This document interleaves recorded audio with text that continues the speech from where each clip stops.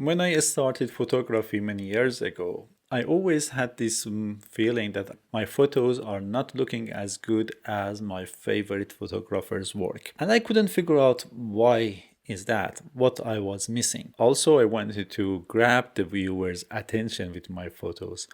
After years and years of practicing and photo editing, I finally understand the secret ingredients or component of great edit. But what is that?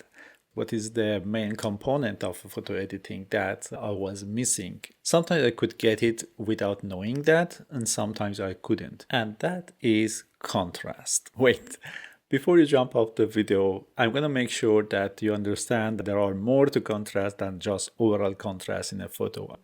And I'm gonna break it down into 5 categories. If you are an experienced photographer and photo editor, or you just started photography, I'm sure you will find some information that are very, very useful to you in this video. So do yourself a favor and watch the whole video.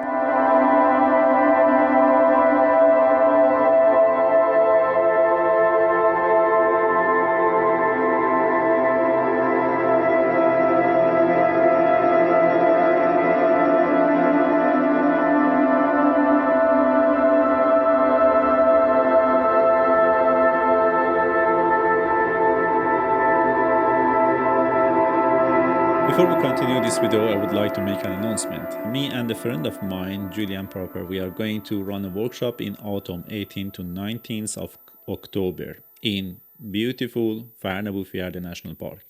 It's truly a photographer's playground, especially in autumn. So if you fancy photographing beautiful woodlands, old oak trees, rapids and fast streams, don't miss this opportunity. And if you act fast, you will get 10% off for the summer sales. If you want more information, please check the link under this video and book your spot. Now let's get back to the video. But why contrast is so important? Because the viewer's eye always goes to the contrasty part of the image. Some say it's the brightest spot on the image, but I would say it's more the contrasty part of the image. And I'm going to show you an example and explain it on a photo as well. In my book, we have 5 different types of contrast in a photo. Very first one is overall contrast, the difference between the brightest part of the image and the darkest part of the image. Second type of contrast is local contrast. This is usually controlled by clarity slider, the difference between neighbor pixels in a photo. By increasing clarity, you increase this local contrast. By reducing clarity, you reduce that. The third type of contrast is micro contrast. This is where you increase texture or sharpness in your photo. So by reducing or adding micro contrast, you alter the sharpness or the sense of sharpness in your photo. The fourth type of contrast is actually more important than all the other type of contrast I already talked about. And this is the contrast between the objects in photo. I call it object to object contrast. And this is where you can actually pull the attention towards certain objects in your photo. This is the main secret in creating professional looking photo in edit. The fifth type of contrast is color contrast. With colors, you can actually increase contrast in your photo. When you have cool colors and warm colors, they create color contrast in your photo. According to color theory, if you have blue colors and yellow colors in your photo, you have contrast. If you have green colors and magenta colors, if you have any type of complementary colors in your image, then you have color contrast. And remember, colors and contrast are interlinked. Every time you touch the contrast, you touch the colors, and when you touch the colors, you also alter the contrast in a way. Not always, but most of the time. There are 2 ways to use colors to add contrast to a photo. One is using color contrast, warms against cools. The other way is to darken down certain colors and brighten up another type of colors in your photo. And now we are going to put all of this information in practice because I want to give you some actionable steps when it comes to photo editing.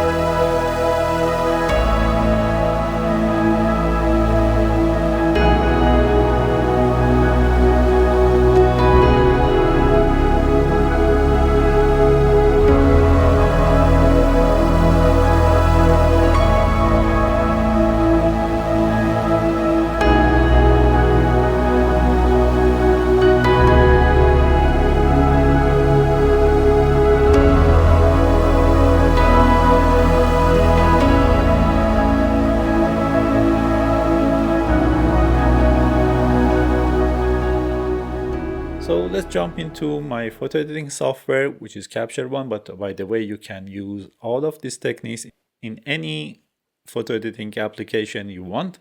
Lightroom, DxO, Luminar, Photoshop, whatever. You can apply these techniques in any photo application that has certain control over contrast. So let's jump into my photo editing and have a look at this image here. I'm going to work on two different images, and they are from my recent visit to Landsort, one of the most beautiful archipelago and the lighthouses in Sweden that I really love. Let's have a look at this image. The first thing we notice when you look at this image is it's a little bit underexposed, and also it lacks some contrast. To fix that, we can do it globally. We can increase the exposure and we can increase the contrast. Maybe we can increase the blacks as well. This is the easiest way to alter the contrast. Here is before, here is after this adjustment. We already have more contrast and the image becomes a little bit more punchy.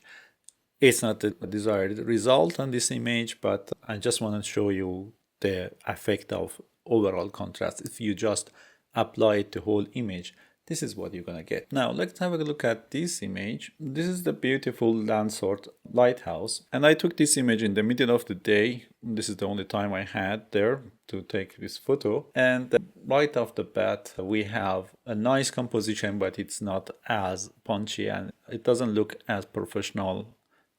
First thing first, let's remove this Canon from this corner. I just used the heel tool to remove that, and then we are going to apply some global adjustment. I created a layer that's called base. You can see that I reduced the highlights, increased the shadows just to bring out more details in the dark part, in the shadow parts, and increase the blacks.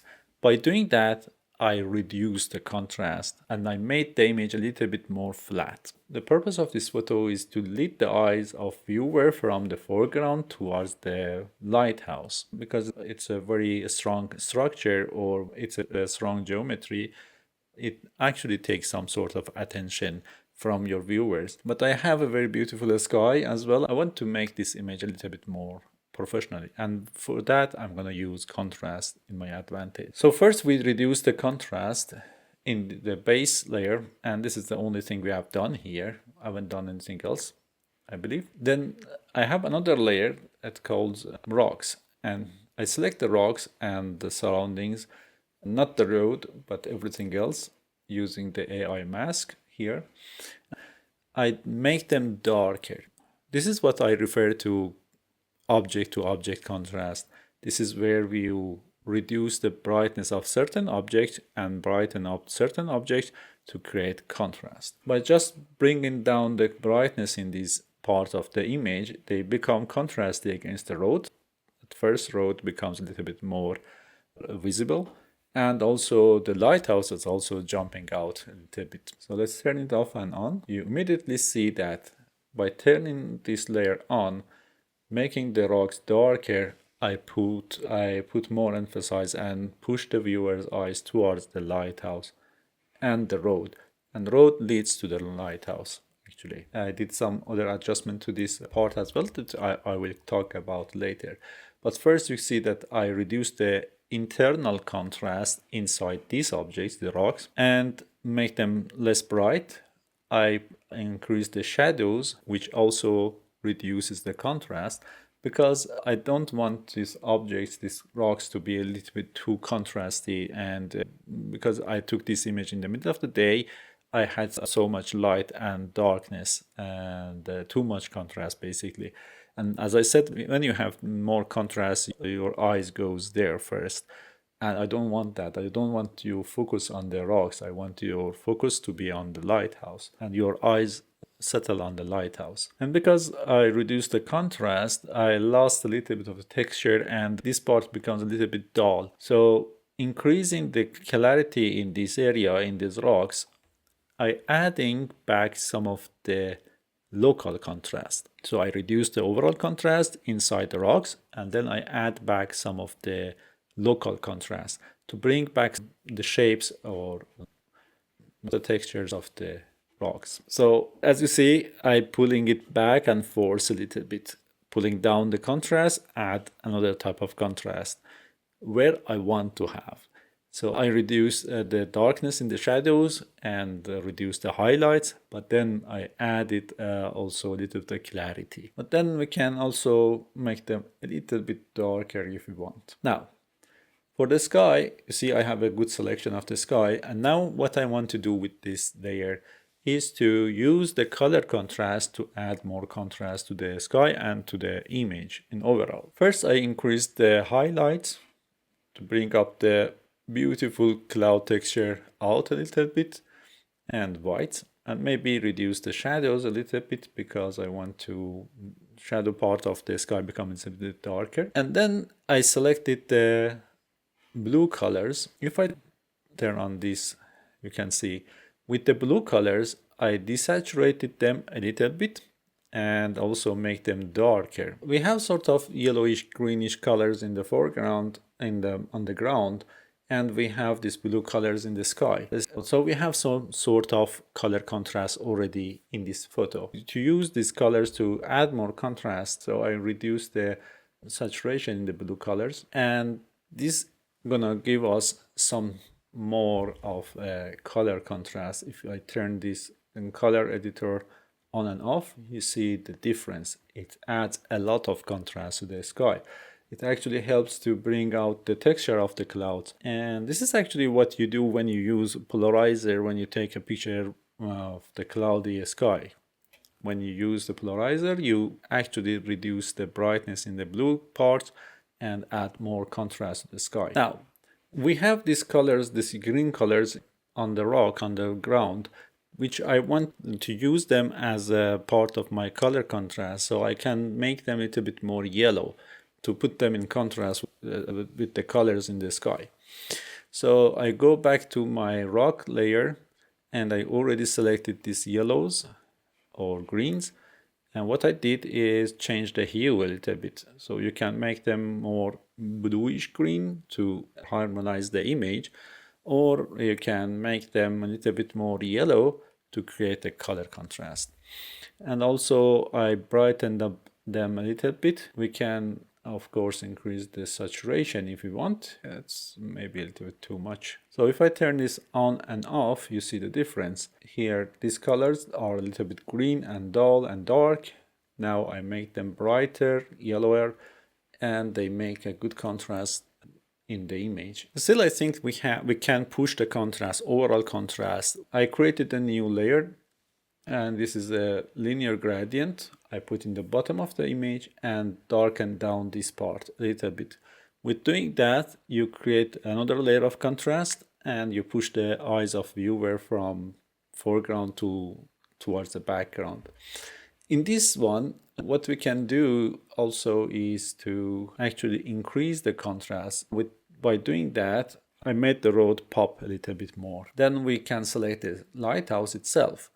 And for the lighthouse, I want to make sure it is the brightest object on the photo, so I made it brighter. And then, because I made it a little bit brighter, I lose the shape of the lighthouse, so I created a new mask layer for this part of the lighthouse and make this to the side of the lighthouse a little bit darker. So I turned it on and off. By doing that, I create some shape in this object. This is a cylinder and we want to see the shape.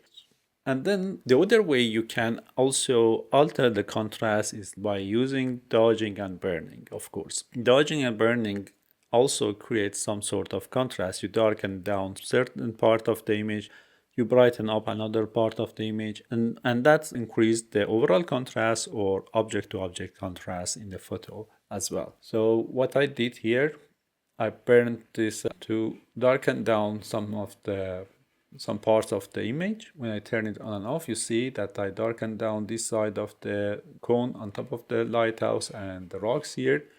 And then with dodge, I brighten up some part of the image, like this middle part of the lighthouse, some clouds in the sky and the road. So by doing that, I'm adding a little bit more contrast to the image overall. So here is before and here is after all of those adjustments. Before, after, here, before, after. And you see I push the eyes of the viewer towards the lighthouse, towards the subject of the photo. Now I think maybe I have pushed a little bit too much. I can reduce some of these adjustments, get them back a little bit. Maybe the rocks are too dark now. I can brighten them up a little bit. That's very easy. You go to this layer and maybe I reduce the opacity of that layer just a touch, just a tiny bit. And still we have a very good contrasty and punchy image. There are other tools to apply or alter the contrast. One of them is, as I mentioned, clarity. The other one is curve. You can use curves to apply and add contrast or reduce contrast in some part of the image or overall on the image. And the last tool that you have in Capture One, you don't have it in Lightroom, but you have it in Photoshop, is levels. If you want to understand the levels or you want to learn how to use levels, I actually edited a photo entirely with levels, which you can watch in this video. I hope you liked these techniques and information. If you found them useful, don't forget to share this video and like and subscribe to the channel. Thank you so much for watching. Until next time, take care.